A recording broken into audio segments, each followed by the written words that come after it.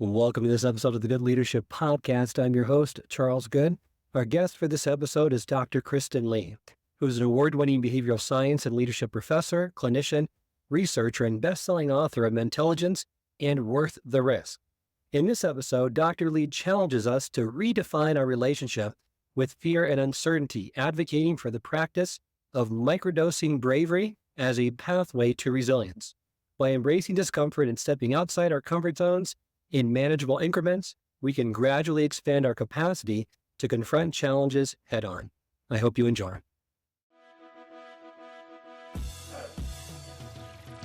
Welcome to the Good Leadership Podcast, where we engage with esteemed thought leaders and explore research-backed strategies and techniques that empower leaders at every level to achieve meaningful results that drive lasting change. Welcome again to the program, Kristen. Thanks, Charles. It's great to be here. Wonderful. And that worth the risk is really talking about the bravery piece of resilience. And love to get your definition of what it means to be brave, because that's a very broad term that I think confuses a lot of people as far as what it actually means. You are right, indeed. So we think about the connotation with bravery, and we might first imagine the person who will like unabashedly jump out of a plane, or the extreme extrovert, maybe, or someone that just has courage in all circumstances. What we know from the research is that bravery is much more about candor, it's about connection, it's about engaging in community and aligning our values to behavior, looking at the things that we're conscientious about, that we want to see change in the world, and showing up. Like, I think sometimes just being brave is just getting back into the arena that can sometimes be very fraught and messy. But bravery is not being this hero or perceiving ourselves to be heroes. And I think right now we're a little misguided in our depiction of heroes, by the way. When we think about mega superstars and how they dominate the headlines, I think we miss out to realize that all of us as individuals in our respective spheres can bring an extraordinary amount of influence and positive contribution in the world when we are brave, when we are ourselves, when we're leading with integrity. That's really bravery to me versus these really hyper glorified examples that are more superficial. Well, like what you just mentioned, playing off of that, we shouldn't think of bravery as just macro dosing on it. You recommend microdosing on bravery, which is that deliberate practice, right? That allows us to engage with risk strategically so that our decisions and risks are framed of why we do something and explain the difference between the two. Because once again, before reading your book, bravery meant big acts of bravery, right? Not necessarily small, courageous acts. Sure, we always think of those valiant, those really big moments. So macrodosing would be that version of it, that depiction of it. Microdosing, and someone might be like, is this going to be about psilocybin? So no, it's not. But microdosing is a metaphor. I love, as a writer, I love metaphors. And it's a really great metaphor for facing fear and building courage and bravery strategically. So, the metaphor obviously being that we need to get more comfortable with the uncomfortable. Now, do we need to do that all in one fell swoop? No, microdosing is about strategically identifying what we care about, what changes we're trying to employ in our lives, what we're trying to accomplish, and then breaking it down into smaller bits that are digestible. So I write about this. I talk about confrontation dread and being afraid to speak up and self advocate. So, say you're a person that's having a hard time with that and you want to microdose braver, you want to get more comfortable with standing up for yourself. Are you going to pick the person who's like the most difficult in your life to try that out with? That might be more of a macro dose, and that might be too consequential and too nerve-wracking. But maybe there's like a closer friend you have a little more psychological safety with, a little more trust and rapport, and they're gonna maybe be a little easier to build those skills with. So that could be one example. Another example that I think a lot of people face, some people are having to go back into the office that had been out for a while. Many of us have been in that circumstance, or, just kind of getting back and integrating into the world after everything that's transpired with the pandemic. So, an example of microdosing bravery in that situation would be maybe like just going out for a short amount of time, doing like a half day at work, coming back, regrouping, but just like slow, strategic, and recognizing, ooh, I was provoked. I was agitated, even maybe. I was overwhelmed. I was anxious, but I'm okay. And not judging those emotions that came up, but recognizing you're building steam, you're moving forward, and you're digesting that in a way that helps you nourish yourself and build the courage for future upping of the antes, if you will. That's great. I love that approach. Microdosing, you state in the book too, it's it simply means we take on small doses regularly to experience the beneficial therapeutic effects of risk taking. What kind of risks are worth taking? What are acceptable risks? Well, to your point, and similar to when you asked about bravery, people think that risk is dangerous. They think that it means betting it all at the Bellagio or like quitting their job and starting their own enterprise all at once. Risks are really the things that help us grow in life. So, strategic risk, microdosing risk, and bravery is about thinking about, again, what are our deepest held values and how do we want to operationalize them in our lives, right? So, sometimes I feel like it can be cliche to be like, get out of your comfort zone. We all hear that all the time, but it's a bit of that, right? It's about saying, I don't want to be nervous every time I try to speak in public. Let's go to Toastmasters maybe and practice the skills, right? So it could be practicing skills such as that example. It could be traveling. A lot of people, after they haven't traveled in a while, they get a little bit rusty with it. They get a little bit of trepidation. So it could be like starting small, maybe a smaller trip and building one's way up. It could also be advocating at work. Lots of organizations and companies are really struggling with how to build cultures of trust and to build, to really optimize talent in the workforce. And a lot of times, there's what we call in organizations the mum effect. And the mum effect is that oftentimes top leaders don't always hear the grievances of employees because they're afraid to bring it to the top. They're afraid of those repercussions, which isn't just like an unfounded fear. Obviously, sometimes there can be punitive measures taken, but a risk worth taking would be trying to ideate possibilities around what could make for effective communication in this circumstance to present new ideas, new strategies. Maybe it could be something like saying, it would mean a lot to me if you knew this, or could we try this new approach? Those are risks worth taking because a leader with integrity, they might have some blind spots and they might not realize, but that could actually set off a whole windfall of really positive things in a work environment. One more example, and this is a big theme for me in my work. So, what modern brain science has shown is that gone are the days when we think that struggle or mental health issues specifically are reserved for, those people over there with those problems. What we've seen in the pandemic and what we see now is that all of us are likely to vacillate in and out of mental health struggles throughout our lifetime, across the lifespan. So, a risk worth taking is not pretending we're okay when we're not. It's okay not to be okay, I always say, but we don't need to stay stuck. So, a risk worth taking is any struggle we're having, whether it's a severe mental health issue or it's an everyday stressor or we're trying to go through a job change. When we let it rent space in our own mind and we don't reach out and get the help and build the trust and build that reciprocity in our lives, it can be highly detrimental.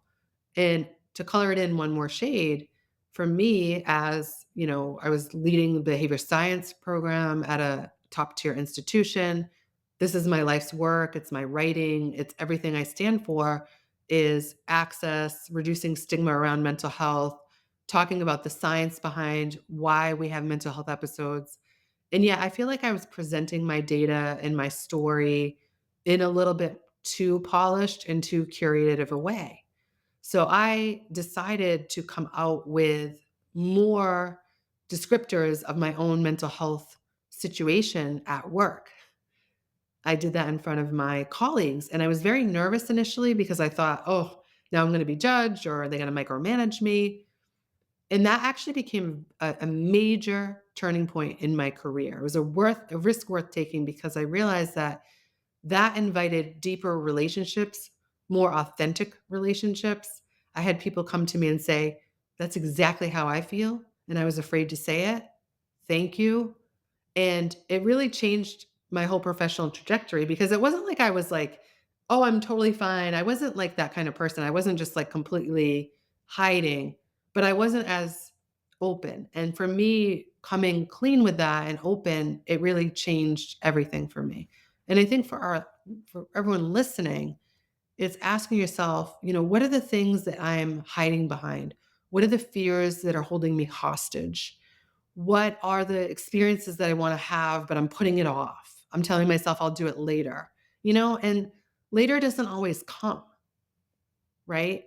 And so what now might you endeavor around risk that would have an impact in your life and hopefully even more so impact on those you influence in the world? How delightful would that be? That would be amazing, and I think a lot more people. Brené Brown talks about this a lot with vulnerability, having these brave acts, and I love your concept of microdosing it. Don't look for the big act of bravery, look for those small microdoses that you can do that's gonna yield a better life, that's gonna grow you as an individual, and in the end, it's also gonna help you become more resilient as well, which is so critical in today's society. Throughout your book, you give a lot of constructs around trying to build in these microdoses of bravery. And one of them I'd like to point out now is these unintended automations that we find they're hard to overcome and hard for us to microdose bravery if we have them, if left unfaced. So we need to look at these and be able to confront them so that we can have a better view of our future. And you give, I think, 8 or 9 of them. We don't have time to go into all of them, but I thought maybe we could go into maybe 1 or 2 that you think or you've seen through your work that are quite common in today's society. Indeed. And I think, to contextualize that, we see perfectionism going up by 33% in the last decade, with social comparison being the driving force and social anxiety being the fastest growing anxiety spectrum disorder. So, automations, when we think about our ability to not be subject to them, we first need to know that the brain is a pattern recognizer and it will make meaning very quickly about our circumstances. It makes very fast judgments. So, I think some of the most common judgments that I see, is the most common automations are some kind of default to it's a moral failing on my part. I'm so stupid. I'm an imposter. People are going to find me out. I'm not really good enough. I think that piece is one of the most common automations is some kind of toxic inner critic coming into play and really like ravaging our own sense of self, which is obviously super problematic. When you mentioned too that when you first, it's the awareness. You need to notice those, question any unhelpful constructs, feelings, beliefs you have about yourself, practice self compassion, which I think everyone could practice a little bit more of that these days. And then name it, name the emotion, name the unpleasant sensation, because naming it really does help. That's right. And we call that emotional granularity. That term was originated by Lisa Feldman Barrett. And Kristen Neff obviously is the original scholar for self compassion. But when we're looking at again this escalation of unhealthy overachievement and perfectionism and negative social comparison, many of us are struggling to not fall into that trap. But what we know again is that when we're investing in what we call lifestyle medicine, or we also call it body budget. So even just the basic 101, like working to get better sleep, nutrition, hydration, exercise, time in nature, time with friends, belly laughing, like those recalibrating activities serve as a vital foundation in our lives.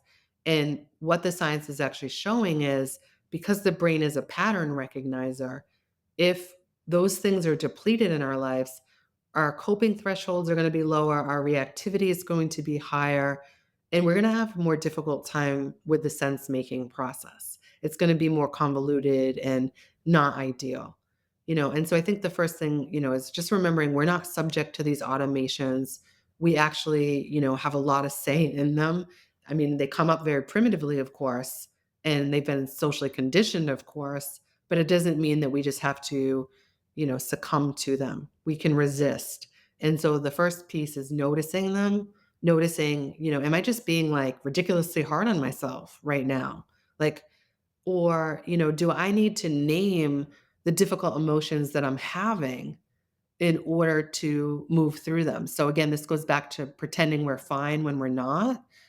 Emotional granularity and naming our experiences helps us to connect with other people who may demonstrate empathy to us or perspective. They may offer us perspective.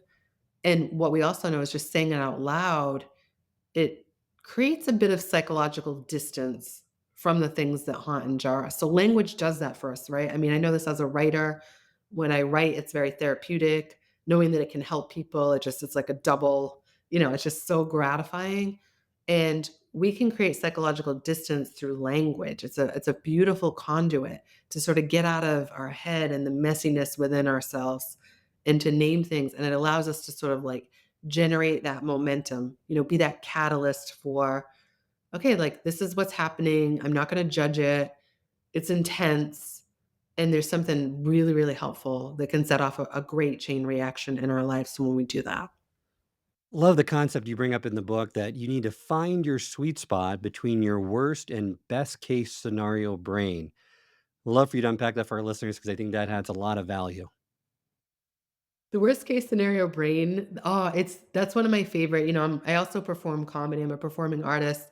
And I like to use these quirky examples, right? Because we all know that worst case scenario brain. It's like, the phone rings, God forbid the phone ring in today's times because you think someone died if someone actually calls you. But we all know it, right? The phone rings, you think the worst thing, or you're going to go to a party and you think, you're going to have a piece of kale stuck in your teeth and you're going to trip and fall and make a fool of yourself. Or so it's like, or like, oh, well, what if this happens? Like, what if this person comes into office? Or what if, it's like that constant news cycle and all that marination of fear all the time. Right. So that's the worst case scenario brain. Like, and a lot of us were raised, you know, we were raised in this way, like, the cautionary tale framework, like, watch out, the world is bad and the world is unsafe. And I know we talked about this previously too in another episode, that chicken little phenomena, like everything's really bad and we're scared and we should always be scared and hyper vigilant. So that's worst case scenario. Best case scenario is toxic positivity. Oh, the world is your oyster. And I think I'm really annoyed by all the stuff like hashtag boss up, hashtag be the entrepreneur. Like you're going to have your startup by the time you're 20 if you just manifested. And, we see all this hype coming through our feeds and it's like, wait a minute, like, the world isn't just about us and like our achievement and our red bottom shoes and Teslas and how many letters we have after our names or likes on our feed. Like, that's not success. That's not legacy. So I think people, the best case is that thing like, oh, I just need to like have the perfect life and show it off. And or just even sometimes it could be like extreme stoicism, like not acknowledging the difficulties, and just being like really stoic. That could be a version of it too, and just like, oh, just pretending things are fine in either scenario. So ultimately the sweet spot is acknowledging the pain, the discomfort and the suffering and acknowledging things can go badly. Expecting that suffering does come, it does come and go, it does vacillate. And on the same token, life can be beautiful. We can create stellar moments that are delicious, that we relish in. We can like be present with ourselves and one another and we can look at a sunset and we can, taste a delicious cup of tea and we can bring our talent to the world. And so it's all of that. It's like how do we pay attention to both and honor, acknowledge both without getting caught up in the extremes and getting so jaded and so anxious or getting, so disassociative that we're not really tuned in to the challenges in the world that do need to be addressed. Makes complete sense. I think it's hard to do in some cases because we tend to go to those extremes, except especially in this day and age. Another thing that if you want to be able to get more brave, have these microdoses of bravery moments, build resilience, is that you should not focus on antiquated folklore, especially generational comparisons that can lead to tensions and inhibit from us being evaluating our current context from a past perspective. And you like in your book, you say no snowflakes, right? And it's hard for us to get out of that, especially when you have previous generations saying, "Well, when I was your age, I did all this, and then I did all this in addition to what you're doing. So suck it up, tough it out, and just do better." Right? I mean, a lot of us were raised on that bootstrap ideology. And by the way, a very clever Gen Zer, they figured out that it's not the physics behind it. You can't actually pull yourself up by your bootstraps, which I think is so hilarious. But, there was that whole thing, what's the matter for you? Don't be a crybaby, right?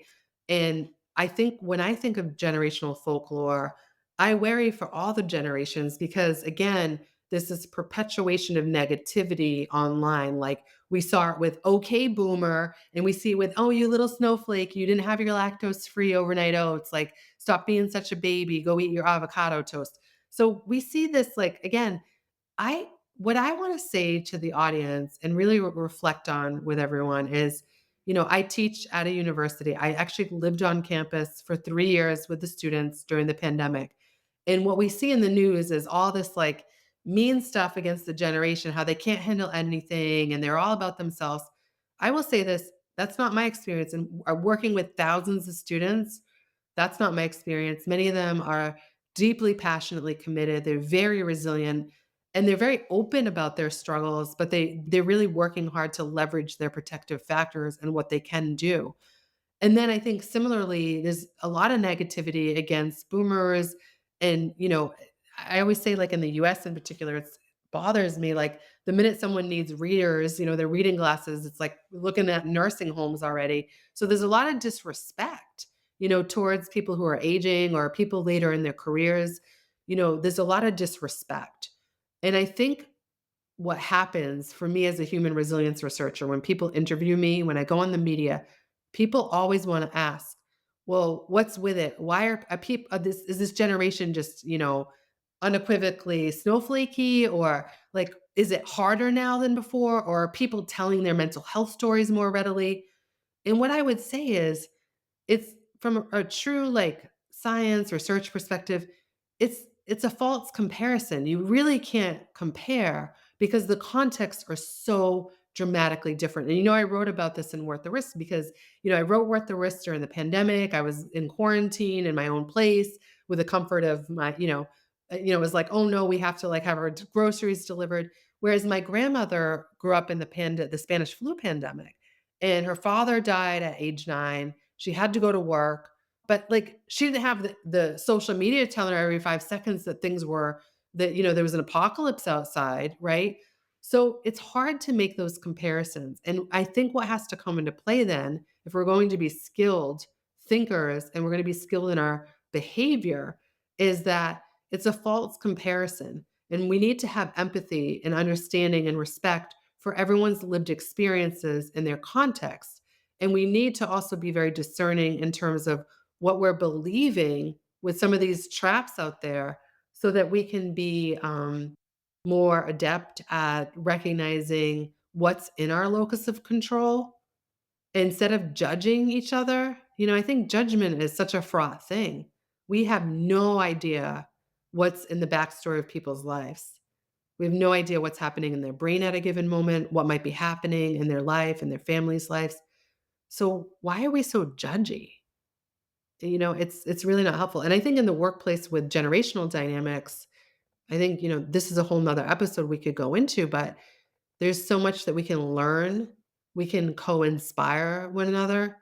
There's so much to gain from each other. And I think we need to make space for that, be more open to that, and more mindful of how we interact. We need that respect because then we can, really maximize and optimize our resources.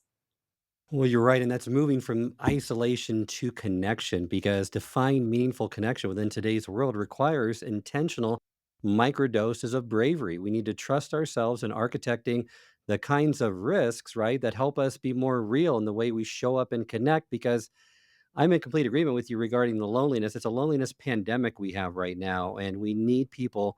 We need to connect with people, and we need a bigger community of people that we can rely on. And I think, especially during the pandemic, isolation really took precedence. More people feel more isolated, more alone than they ever have.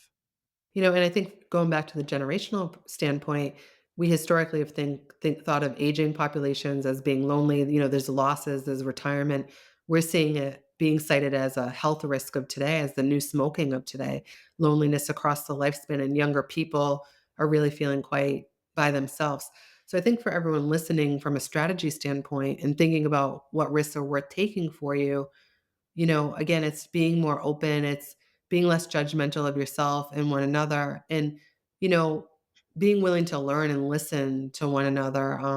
I think sometimes, especially like, again, those intergenerational tensions can make people like show up with a little bit more of a hard shell. I think we soften that shell a bit.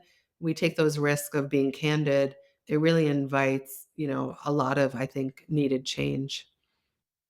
When really also uncoupling that external validation that we crave. And microdose bravery can include going against the grain, letting go of what you stated, fear and judgment, trying to do new things that aligns with our desires and gifts, and having the bravery to do that, and realize that you don't know everything, that you're unlearning certain things, but you're learning every day, and allowing space between where you are and where you maybe want to be.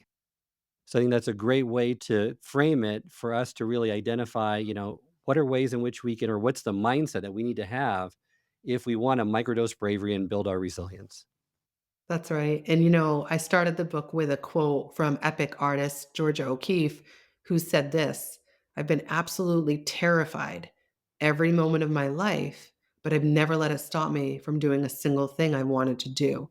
And I think for all of us, as we're trying to strategize through this complexity, it's a beautiful like example of the human condition. On one hand, we can be terrified, and then we're still moving forward. And I think that's our shared humanity at this moment in time. And ultimately, we can leverage, kind of that spirit of I'm scared and I'm going to be strategic, and I'm going to still microdose these risks in order to keep building that bravery. And, it's all a process. We all know that. Like, no one just pops up and feels unabashedly secure in themselves. If they did, I think we should worry a bit. We all have these insecurities, and it's about just like giving ourselves room to trust the process of building resilience. And that's a great call to action to end this episode on. Thank you so much, Dr. Kristen Lee, for joining me again on the podcast. Remind our listeners how they can learn more about your work and connect with you. I'd love to connect with them. My website is the best go-to place. It's kristenlee.com, KristenLee.com. And then they can find me on social at Dr. Chris Lee. Thanks so much. I hope this episode has provided you with valuable insights. If it has, I ask you to share it with someone who would also benefit from it. If you've been enjoying and gaining knowledge from this podcast, then subscribe to our YouTube channel, where you can find all the previous episodes of the podcast and additional learning resources. You can also subscribe to the podcast on Apple or Spotify and leave up to a 5-star review.